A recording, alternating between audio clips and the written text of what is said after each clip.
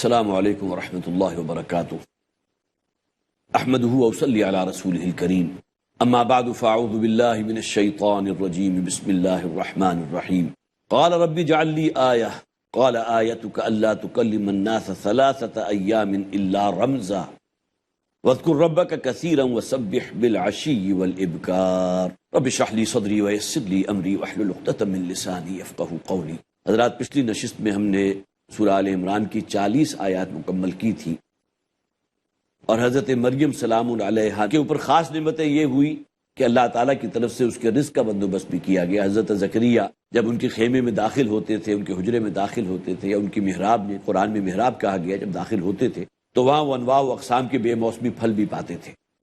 تو جب سوال کرتے تھے تو ان کا جواب ہوتا ھذا من عند اللہ، یہ اللہ کی طرف سے۔ اس موقع پر حضرت زکریا علیہ السلام نے بھی دعا کی، پروردگار مجھے بھی بیٹا عطا فرما دے۔ اب تک کوئی اولاد نرینہ نہیں تھی تاکہ اس خانوادہ نبوت کے کام کو آگے بڑھا سکے، تو اللہ تعالیٰ نے انہیں خوشخبری دے دی۔ لیکن یہ کہ پھر جب اپنے آپے پر غور کیا کہ میں بالکل بوڑھا ہو چکا، میری بیوی جو ہے وہ بھی ساری عمر بانجھ رہی ہے، تو ایک شک سا جو ہے ذہن میں پیدا ہوا۔ تو اللہ تعالیٰ نے فرمایا کذالک اللہ یفعل ما یشاء، اب تمہیں کسی ریب اور شک اور تشکک میں مبتلا ہونے کی ضرورت نہیں، اللہ تعالیٰ کا کام ہے، جو اللہ نے چاہا وہ ہو کر رہے گا۔ لیکن اس پر بھی انہوں نے کہا قال رب اجعل لی آیہ، پروردگار کو نشانی مجھے دے ایسی جس سے مجھے اطمینان ہو جائے کہ میرے ہاں بیٹا جو ہے وہ ولادت ہوگی۔ قال آیتک الا تکلم الناس ثلاثة ایام الا رمزا، تو اللہ تعالیٰ نے فرمایا کہ تمہارے لیے یہ نشانی ہے کہ تم لوگوں سے گفتگو نہیں کر سکو گے 3 دن سوائے اشارے کنائے کے۔ گویا کہ اللہ تعالیٰ کی طرف سے 3 دن کے لیے ان کی قوت گویائی سلب ہو جائے گی۔ ہونٹ بھی ہے، زبان بھی ہے، لیکن گفتگو نہیں کر سکو گے۔ ہاں، اگر اپنی بات جو ہے معافی ضمیر پہنچانا چاہو تو اشارے کنارے سے پہنچا سکتے ہو۔ جس طرح آپ نے دیکھا ہوگا کوئی شخص اگر گونگا بھی ہے، نہیں بول سکتا، تب بھی وہ اپنی حاجتیں جو ہے کسی نہ کسی طرح منہ کی طرف اشارہ کر کے مجھے کھانے کو چاہیے، مجھے پینے کو چاہیے، مجھے فلاں جگہ جانا ہے، یا اور مختلف اشارے ہوتے ہیں، کوئی باڈی لینگویج ہوتی ہے، اس کے ذریعے جو بھی اس کا معافی ضمیر ہے اسے کنوے کر دیتا ہے۔ تو اللہ تعالیٰ نے یہ بات جو ہے بطور علامت اور نشانی ان کے لیے مقرر کر دی کہ 3 دن کے لیے ان کی قوت گویائی ختم ہو گئی، اور وہ لوگوں سے جو ہے بات کرتے تھے تو اشارے کنارے میں۔ وَاذْكُر رَبَّكَ كَثِيرًا وَسَبِّحْ بِالْعَشِيِّ وَالْإِبْكَارِ، ہاں اس دوران بھی اپنے رب کو کثرت سے یاد کرتے رہا کرو، اس لیے کہ قولی بات جو وہ ہوگی کہ جس میں زبان استعمال ہو، دوسرا بھی کوئی شخص اس کو سن رہا ہو۔ سبحان اللہ، قول کیا ہے کہ ہم نے سبحان اللہ کہا، میری زبان استعمال ہوئی، دوسرے نے بھی سنا۔ لیکن یہاں فرمایا گیا وَاذْكُر رَبَّكَ كَثِيرًا، اللہ کا ذکر کرو کثرت کے ساتھ، اپنے دل میں اللہ کو یاد کرتے رہو۔ وَسَبِّحْ بِالْعَشِيِّ وَالْإِبْكَارِ، اور صبح و شام جو اللہ کی تسبیح کرتے رہو۔ اگرچہ قوت گویائی سلب ہو چکی ہے، لیکن یہ کام تو انسان اپنے جی میں بھی کر سکتا ہے نا۔ وَإِذْ قَالَتِ الْمَلَائِكَةُ يَا مَرْيَمُ، اور یاد کرو اس وقت کو جب کہ فرشتوں نے کہا تھا اے مریم سلام علیہا ان اللہ اصطفاک وطہرک واصطفاک علی نساء العالمین۔ اب آگے ذکر ہو رہا ہے حضرت مریم اور حضرت عیسیٰ علیہ السلام کا۔ وَإِذْ قَالَتِ الْمَلَائِكَةُ يَا مَرْيَمُ، اور یاد کرو جب کہ کہا تھا فرشتوں نے مریم کو اے مریم ان اللہ اصطفاک، اللہ تعالیٰ نے تمہیں چن لیا، برگزیدہ کر لیا، بہت اونچا مقام عطا فرما دیا۔ وطہرک، اور تجھے بہت پاک صاف بنایا ہے۔ گویا کہ یہاں طہارت ظاہری بھی مراد ہے اور طہارت باطنی بھی مراد ہے۔ تمہارا دل بھی انتہائی پاک ہے، پاک باز دل کی مالک ہو، سعادت اور یہ تمام چیزیں جو اللہ کی فرما برداری ہیں وہ بھی کوٹ کوٹ کر بھری ہوئی ہیں، اور ظاہری طور پر بھی جو اللہ تعالیٰ نے تمہیں پاک صاف بنایا۔ واصطفاک علی نساء العالمین، اور تمام جہان والوں کی عورتوں پر اللہ تعالیٰ نے تمہیں برگزیدہ کر دیا ہے۔ یا مریم اقنتی لربک واسجدی وارکعی مع الراکعین، اب یہ بات جو ہے وہ فرشتوں ہی کی طرف سے کہی جا رہی ہے حضرت مریم سے، اے مریم اپنے رب کے سامنے جھک جاؤ، فرما برداری اختیار کرو، واسجدی اور سجدہ کرو، وارکعی اور رکوع کرو، مع الراکعین تمام رکوع کرنے والوں کے ساتھ۔ اب حضرت مریم کو آپ جو ہے تصور کر سکتے ہیں، حجرے کے اندر مقید ہیں، اور اسی عالم میں جو ہے ان کے ساتھ یہ معاملہ بھی ہے کہ اللہ تعالیٰ کی طرف سے حکم دیا جا رہا ہے، بتایا جا رہا ہے کہ بڑی فضیلت دی ہے، اور ساتھ ہی انہیں مزید پابند کیا جا رہا ہے واسجدی وارکعی مع الراکعین، گویا کہ اللہ کی عبادت بندگی میں اور آگے سے آگے بڑھو، اس کا تو کوئی اینڈ نہیں ہے، یہ میدان تو کھلا ہوا ہے، تقویٰ کا میدان بھی کھلا ہوا ہے اور اللہ کی بندگی کا میدان بھی کھلا ہوا ہے۔ ذالک من انباء الغیب نوحیہ الیک، اے نبی صلی اللہ علیہ وسلم تمام یہ خبریں جو ہم آپ تک پہنچا رہے ہیں وحی کے ذریعے، یہ تمام غیب کی خبریں ہیں۔ ظاہر ہے کہ حضور کو ان باتوں کے بارے میں کیسے علم ہو گیا جب تک اللہ نے نہیں بتایا، وحی کے ذریعے حضور کو مطلع نہیں کیا گیا۔ وما كنت لديهم اذ يلقون اقلامهم، اور اے نبی آپ تو اس وقت وہاں موجود نہیں تھے کہ جب کہ یہ اپنے قلموں کو ڈال رہے تھے، یہاں مراد کیا ہے؟ قرآن اندازی کر رہے تھے۔ اور قرآن اندازی کس بات کی ہو رہی تھی کہ حضرت مریم کی کفالت کون کرے گا. خانوادہ نبوت سے تعلق ہے حضرت مریم کا، اس لیے کہ حضرت مریم کی والدہ جو ہیں انہوں نے جو نظر مانگی تھی، لہذا یہاں فرمایا گیا کہ جس وقت کہ فیصلہ ہو رہا تھا، قرآن اندازی ہو رہی تھی کہ اس مریم کی کفالت کون کرے گا، تو اس موقع پر اے نبی آپ تو وہاں موجود نہیں تھے، آپ کے کیسے علم میں آ گیا؟ وَكَفَّلَهَا زکریا، جیسا کہ ہم نے پڑھ لیا کہ ان کی کفالت جو ہے اللہ تعالیٰ نے حضرت زکریا کے سپرد کی، تو یہ بات آپ کے علم میں کیسے آ گئی؟ تو آپ تو وہاں موجود نہیں تھے. ایہم یکفل مریم، کے کون کفالت کرے گا مریم کی. وما کنت لدیہم اذ یختصمون، اور جب کہ باہم وہ جھگڑ رہے تھے، معلوم ہوتا ہے قرآن اندازی ہو رہی تھی اور اس کے بعد بھی اس کے اندر کوئی بحث و نزاع ہوا تھا، اے نبی آپ تو اس وقت وہاں موجود نہیں تھے. تو یہ تمام خبریں جو کہا گیا من انباء الغیب نوحیہ الیک، لہذا مخاطب جو ہے اس بات کو ماننے پر گویا کہ مجبور ہے کہ یہ تمام باتیں اللہ تعالیٰ کی طرف سے وحی کے ذریعے حضرت مریم سلام علیہا کے بارے میں اللہ کے نے اپنے رسول صلی اللہ علیہ وسلم کو بتائیں. اذ قالت الملائکۃ یا مریم ان اللہ یبشرک بکلمۃ منہ.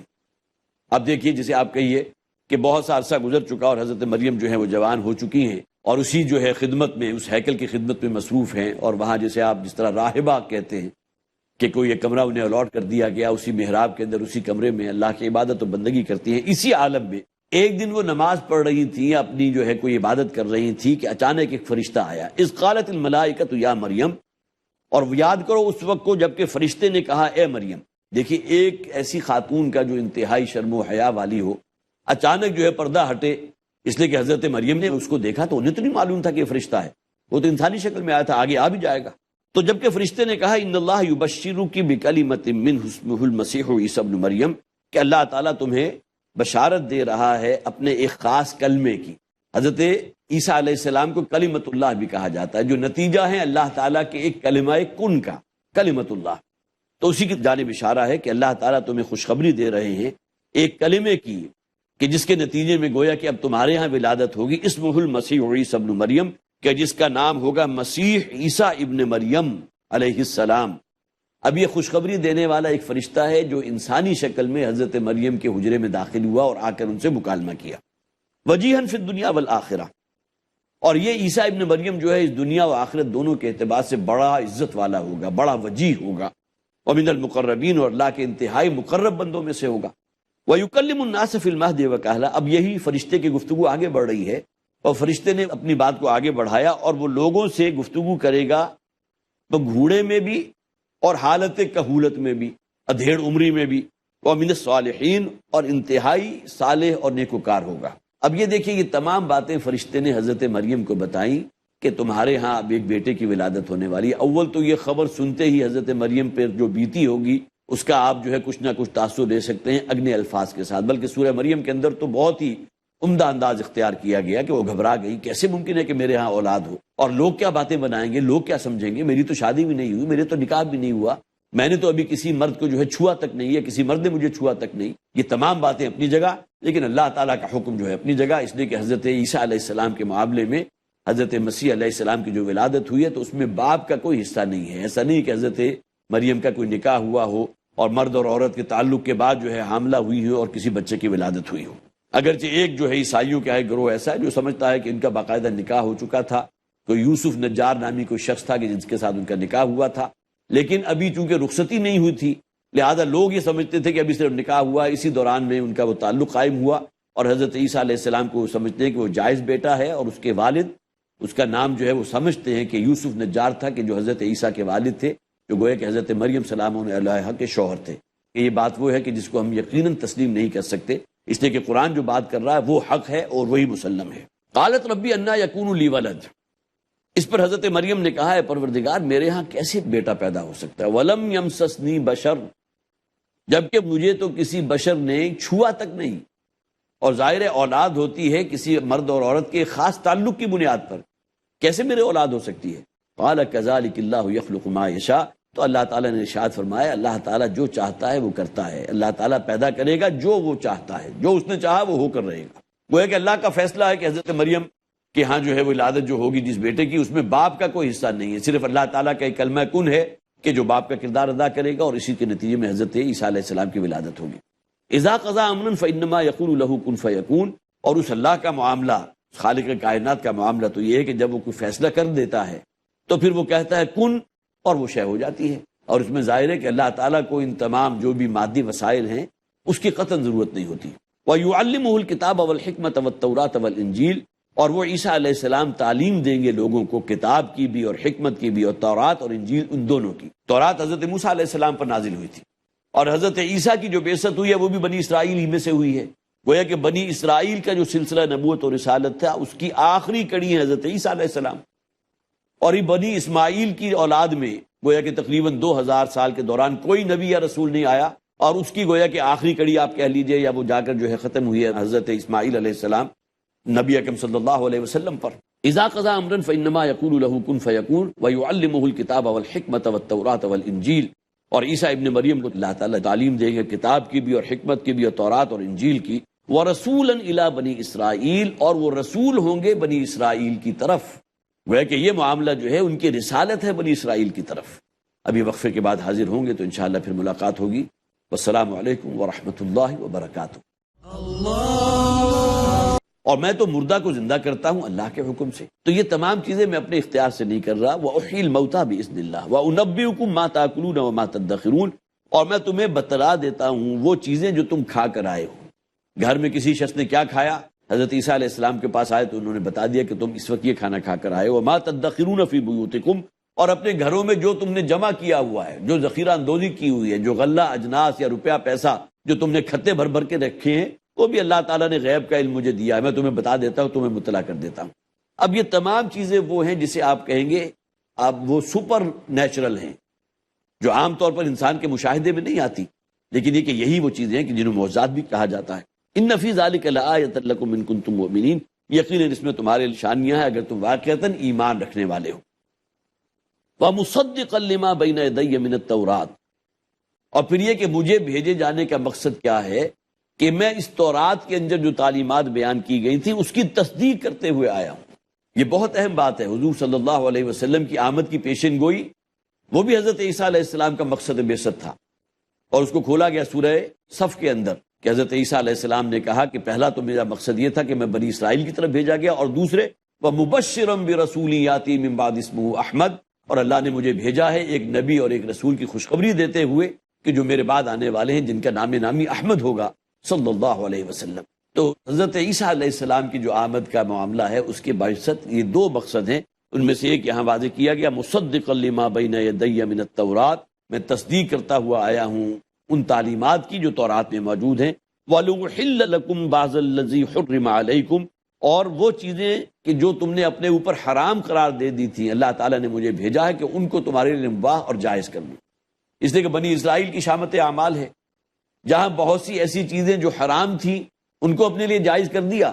اس کے بالکل برعکس ایسا بھی ہوا کہ بہت سی حلال چیزوں کو جو ہے اپنے اوپر ناجائز کر دیا.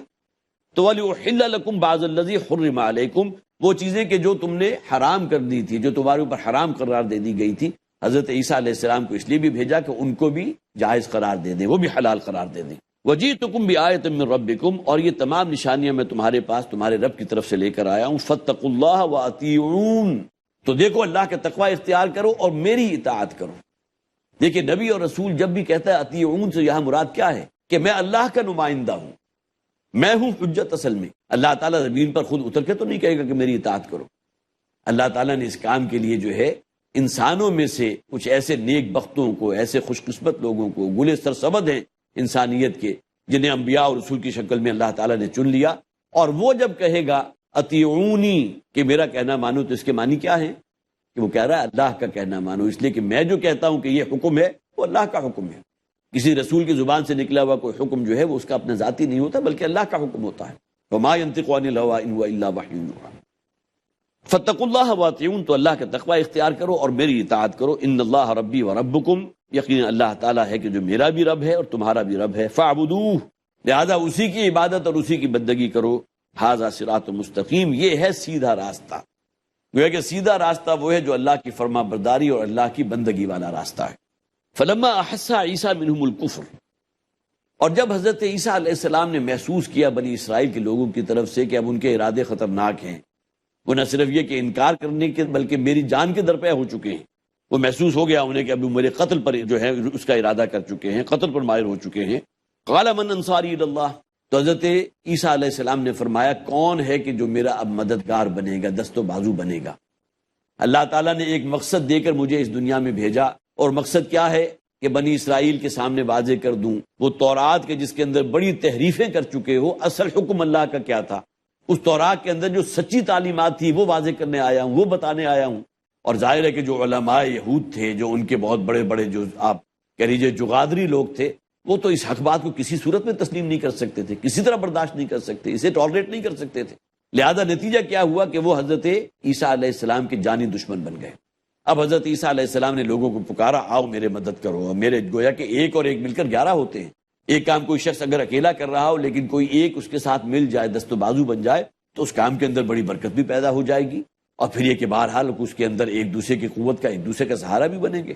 تو حضرت عیسیٰ علیہ السلام نے دعوت دی لوگوں کو، من انصاری اللہ، کون لوگ ہیں کہ جو اللہ کے اس مشن میں، اس کام میں جو مشن دے کر میں بھیجا گیا ہوں اس میں میرے دست و بازو بنے، میرے مددگار بنے۔ قال الحواریون نحن انصار اللہ، کہا حواریوں نے کہ ہم ہیں اللہ کے مددگار۔ یہ حواری کا لفظ کس معنی میں آتا ہے؟ حور اصل میں کہتے ہیں سفیدی کو، اور یہ اصل میں حواری یہ ایک دھوبیوں کی بستی تھی کہ جو سمندر کے کنارے آباد تھی۔ حضرت عیسیٰ علیہ السلام نے جب اپنے وعظ و تلقین اور وعظ و نصیحت کا سلسلہ شروع کیا تو ان دھوبیوں کی بستی میں بھی گئے، اور حور اصل میں کہتے ہیں کسی شے کی سفیدی کے لیے، تو دھوبی ظاہر ہے کہ کپڑے کو جو ہے دھوتا ہے، اسے رگڑتا ہے، اسے پٹکتا ہے تاکہ اس کی سفیدی اور نکل آئے، اسی سے جو ہے حواری بن گیا۔ لیکن ہمارے ہاں پھر عام طور پر یہ اصطلاح استعمال ہوتی ہے مددگار کے لیے۔ کسی شخص کے بارے میں بھی کہا جاتا ہے بھئی یہ تمہارا حواری ہے، اس کے معنی کیا ہے؟ وہ تمہارا دست و بازو ہے، تمہارے مشن میں تمہارا ساتھی ہے۔ تو اصطلاحاً یہ معنی ہے، لیکن اصلاً جو ہے یہ ان کے لیے آتا ہے جو کپڑوں کو بالکل دھو کر سفید کر دیتے ہیں۔ یہ معاملہ انسانوں کے ضمن میں بھی ہے، جیسے کہ حضرت عیسیٰ علیہ السلام کے معاوض میں ہے نا کہ آؤ کہ مچھلیوں کے پکڑنے والے، میں تمہیں انسانوں کے شکار کرنے کا طریقہ بتاؤں۔ انسانوں کے شکار کرنا کیا معنی ہے؟ انسان جو اسی غفلت میں جو ہے مادہ پرستی کی غفلت، دنیا داری، اس میں جو ہے بالکل مدہوش ہوا ہے، اسے کھینچ کر اس راستے پر لا سکوں جو صراط مستقیم ہے، جو ہدایت والا راستہ ہے۔ تو قال الحواریون نحن انصار اللہ، حواریین نے کہا جواباً کہ ہم ہیں اللہ کے مددگار۔ آمنا باللہ، ہم اللہ پر ایمان لائے ہیں، واشہد بأننا مسلمون، اور آپ بھی گواہ رہیے کہ ہم نے فرما برداری اختیار کر لی، ہم مطیع ہو چکے ہیں، ہم اسلام قبول کر چکے ہیں۔ مسلمون کے لفظ کو نوٹ کیجئے۔ ہم تو یہ سمجھتے ہیں نا کہ اسلام شاید نبی اکرم صلی اللہ علیہ وسلم ہی پر جو ایمان لایا وہ مسلمان ہے۔ ہر نبی اور رسول کے دور میں جو بھی ان پر ایمان لے آیا وہ مومن بھی ہے اور مسلم بھی ہے۔ تو واشہد بأننا مسلمون، اور آپ بھی گواہ رہیے اے عیسیٰ علیہ السلام کہ ہم نے اطاعت قبول کر لی، ہم مسلمان ہیں۔ ربنا آمنا بما انزلت واتبعنا الرسول، اے پروردگار ہم ایمان لائے ہیں اس شے پر جو تو نے نازل کی ہے، واتبعنا الرسول، اور ہم نے اتباع کی ہے رسول کی، ہم نے پیروی اختیار کی ہے عیسیٰ علیہ السلام کی، فاکتبنا مع الشاہدین، لہذا تو ہمارا نام بھی لکھ لے گواہوں کے اندر۔ یہ گویا کہ ان کا ایک خدا کے ساتھ ایک مکالمہ ہو رہا ہے، پروردگار ہم ایمان لا چکے ہیں، ہم نے تصدیق کی ہے عیسیٰ علیہ السلام کی، لہذا ہمیں بھی جو ہے وہ گواہیوں میں شامل کر لیں۔ وَمَكَرُوا وَمَكَرَ اللَّهُ، اور ان لوگوں نے بھی اپنی چالیں چلی۔ یہاں مکرو سے کون لوگ مراد ہیں؟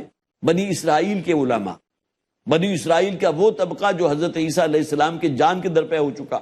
اور آپ کو معلوم ہے کہ اپنے تئیں تو انہوں نے کوئی کمی نہیں کی تھی، انہوں نے ایک شخص کو گرفتار کر لیا تھا، وہ غدار حواریین میں سے تھا کہ جس کی شکل اللہ تعالیٰ نے حضرت عیسیٰ علیہ السلام کی بنا دی تھی، لیکن یہ کہ پھر سولی پر وہ چڑھایا گیا۔ گویا کہ انہوں نے اپنے تئیں یہ سمجھ کر اس شخص کو سولی پر چڑھایا کہ ہم نے عیسیٰ علیہ السلام کو سولی دی۔